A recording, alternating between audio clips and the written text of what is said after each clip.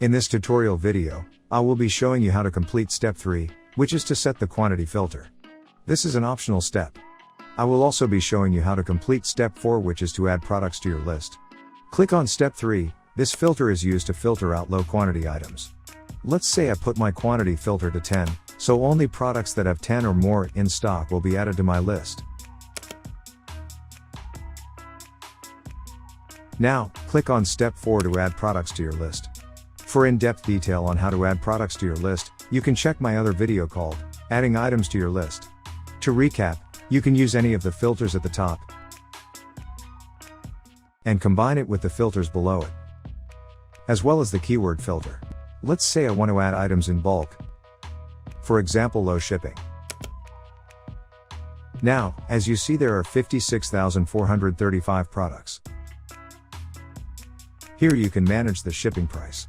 To add all products, click on the plus list button.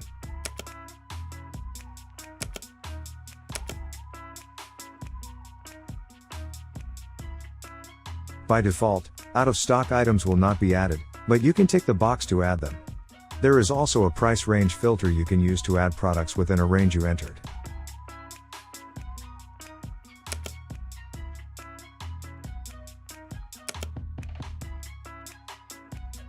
Now as you see, the products have been added to my list.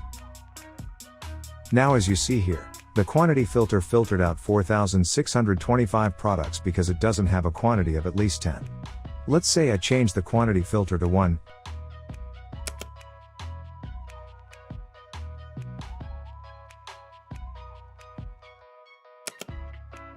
As you see, 4,338 items have a quantity below 1, which means that those items are out of stock.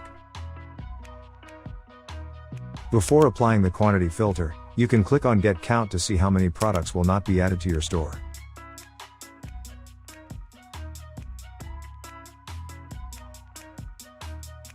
Thank you for watching, and don't forget to subscribe and like this video for future tutorial videos.